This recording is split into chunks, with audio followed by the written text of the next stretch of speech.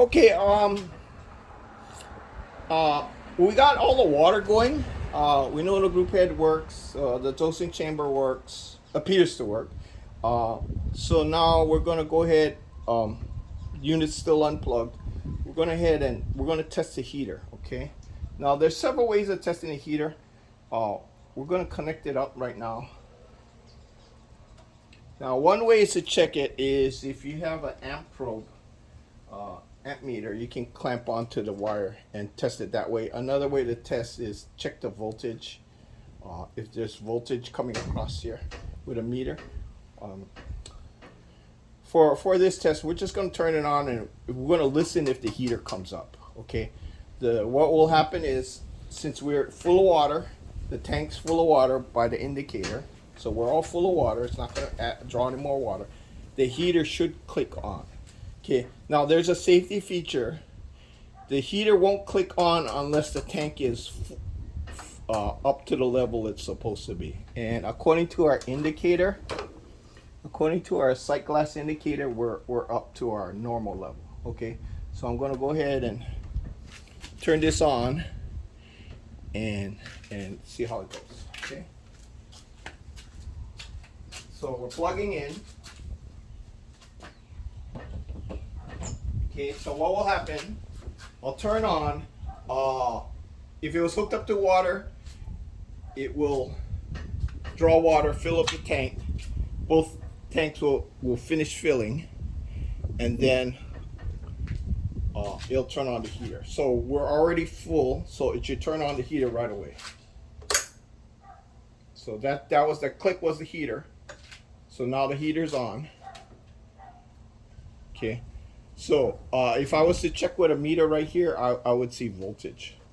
Okay, now it's going to take a while, but I'll be able to hear some bubbling sounds. You know, when an element heats up water. And let me see. Where's my meter?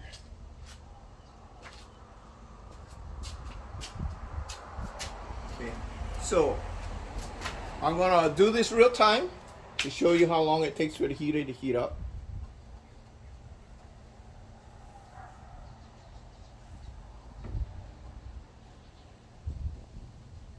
Now, if you're sitting here for like 5-10 minutes and you feel the tank and it's not even warm, that means the heater's not turning on.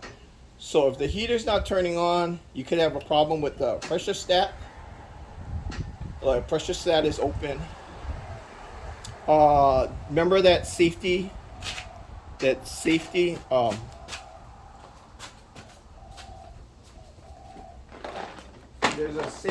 button right there, high limit.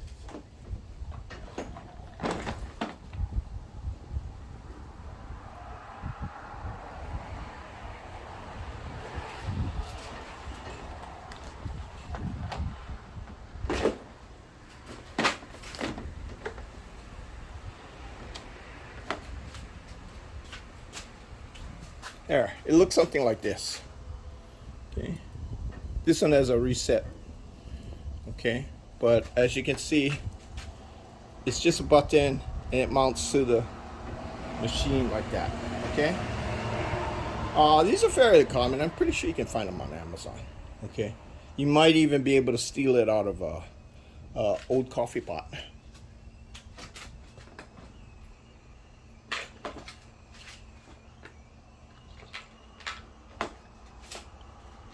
Okay, so it's been about a couple minutes, and okay, I can feel it. It's getting warm. It's getting warm. Okay. Oh, I can hear the thing boiling, starting to boil. Okay, let's put on the knobs.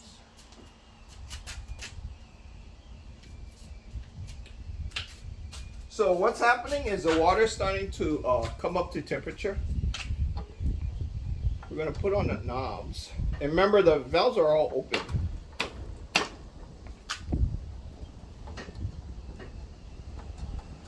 And whenever you have them in storage, it's a good idea to leave the valves open.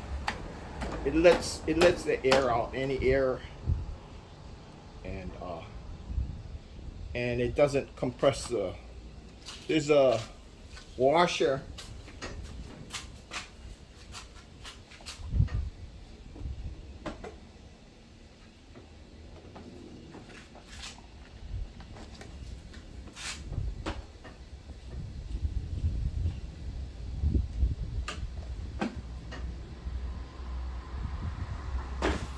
Okay, so we're heating up. Oh, okay.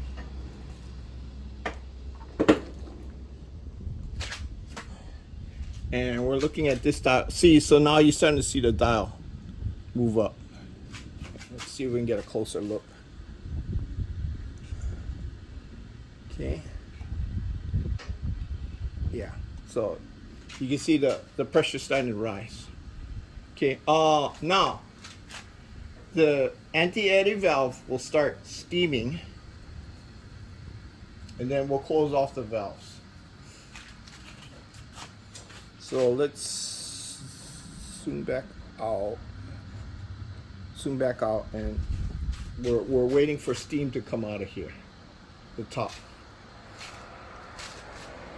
Okay, again, this is in real time, so you have an idea how slow or how fast this thing heats up.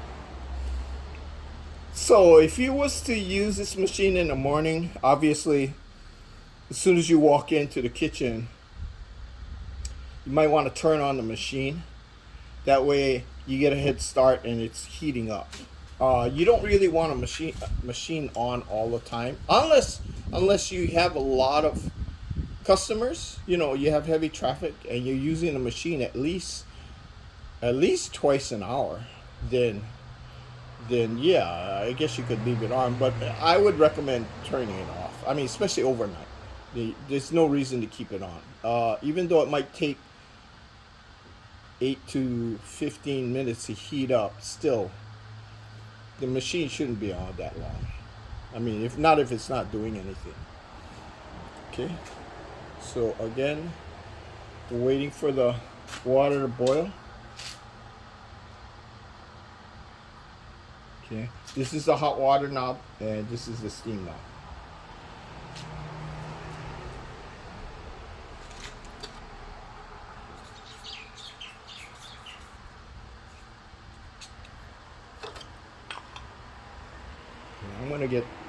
I like doubles.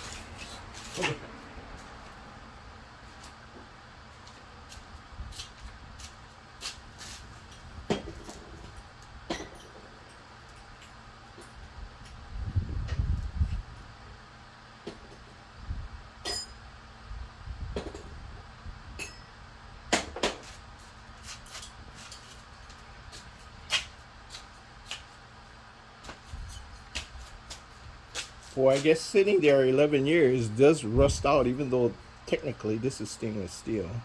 So, again, if it's for a customer, you change all these. Okay.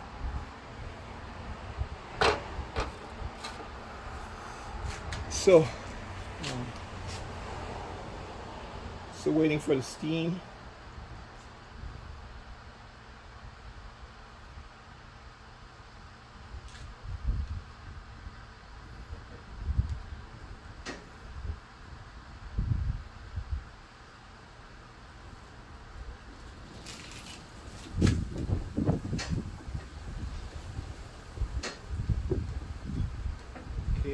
Just about hot to the touch.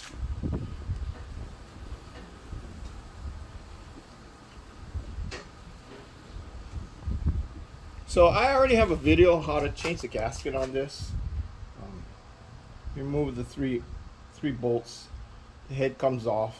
Then you replace the gasket.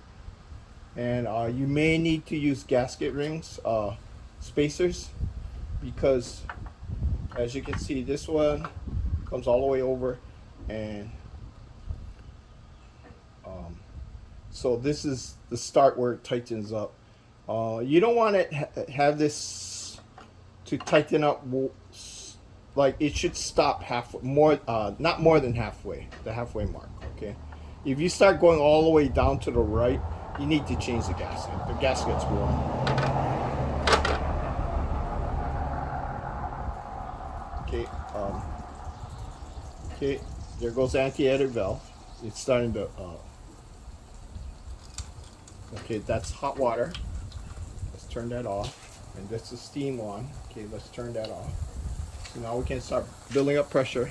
Watch this gauge.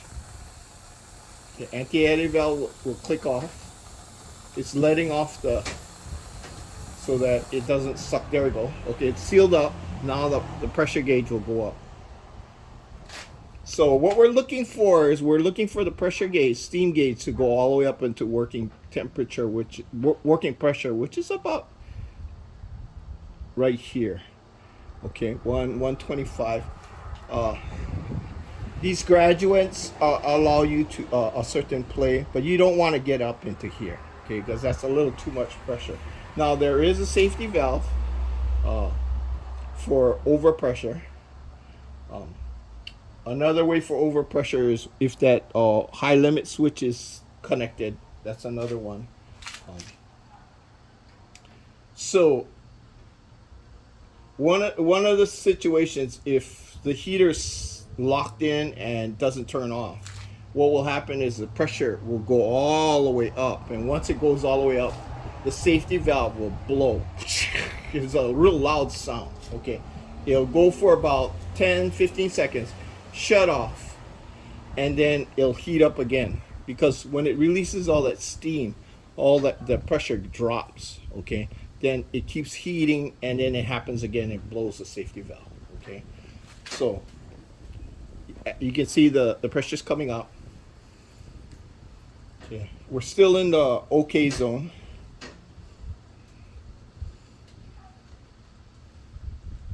Okay, once it reaches a certain pressure, because this is a pressure stat, once it reaches that, it'll turn off the heat, and then you'll see it drop a little. What we'll do is we'll release some steam so that the pressure stat clicks back on, and it reheats again. Okay, right now the water in the group, because it was cold, is expanding, and the excess is flowing through this. So that's where the water's dripping out of. Okay.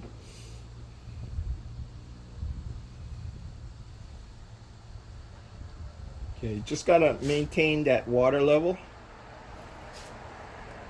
Okay, so we're up. We could make coffee right now. It'd be a little lukewarm, but there's enough steam and heat to work. Okay, but we want to know where it stops at. Okay, I can hear something leaking.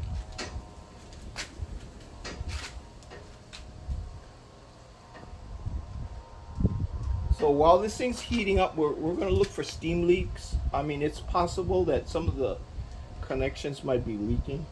I don't see anything off the valves or the steam valves or the hot water valve. That looks all okay. Okay, so we're getting up to the middle. Should click off pretty soon.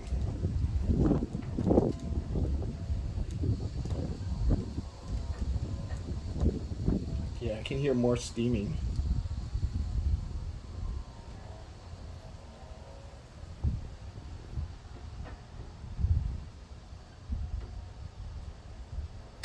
There, you heard that. Click. Okay, so that means the heater turned off. This thing should drop a little bit, coasting down. Okay, so it's come up to temperature. Now let's release some heat or some steam and see if it comes back on again. Good. Okay, it's turned back on again. It turned back on again.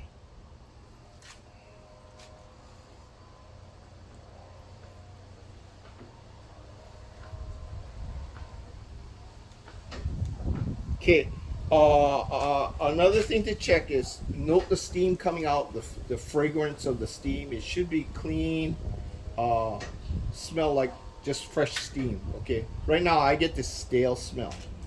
Okay, so it turned off again. So let's go all the way down. Let's go all the way down to the blue zone. Okay, now the thing turned back on. It should maintain it should maintain constant steam. Okay, as you can see, it's on, it's slowed down. This is where that frothing picture, you get the idea of the frothing factor. Let's test that right now. Okay, so let's bring it up to temperature.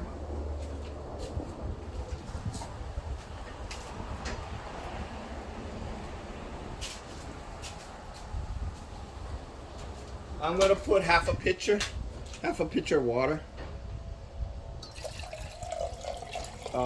It's not cold. I mean, normally milk would be cold. Okay, so we're back up to temperature. So as you can see, this recovers pretty fast for such a small machine. Okay, so it recovered. Okay, I'm gonna go ahead and run this.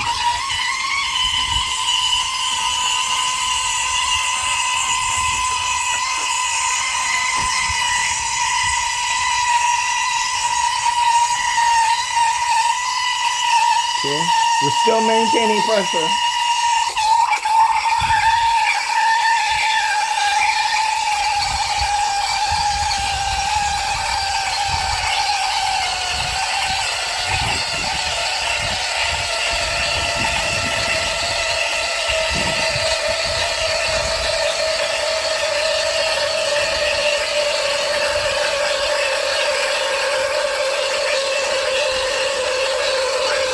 Still maintaining pressure.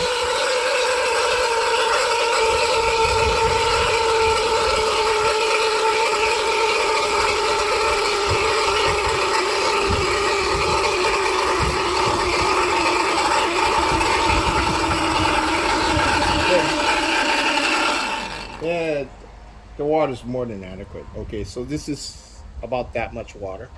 Okay, and it maintained it. So this is enough for maybe 3 cups, at least 2 cappuccinos, definitely one, maybe 1.5 ventis. So no problem. Okay.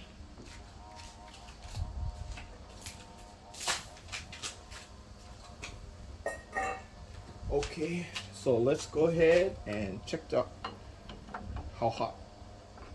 Okay, group head. I want to do a single dose.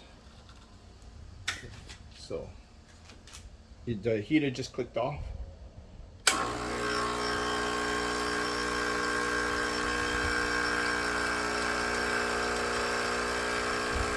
Oh, that's hot. That's hot. Okay, so we know the group head is hot. Okay, so everything, there's no blowout. As far as I can tell, there's no leaks. Dosing seems to work. Hot water. Oh, so you gotta be careful with the hot water because we don't want to drain the tank. Okay, so I'm just gonna turn this on just to see. Okay, so so now it's calling for water. The water valve turned on. Okay, it's not gonna get any water because we didn't hook up the water yet. Okay, but as you can see, the hot water dispenses. Okay. So looks like we're all good. The next thing is hooking up the water, fill the actual city line. But before that, since I know the machine's working, everything seems to be working, at least in general, working normally. I'm gonna go ahead and continue on with the cosmetics, get everything cleaned up. And then once everything's cleaned up, we'll do a full-on water line testing, steaming, making cappuccinos, or making espressos. Okay.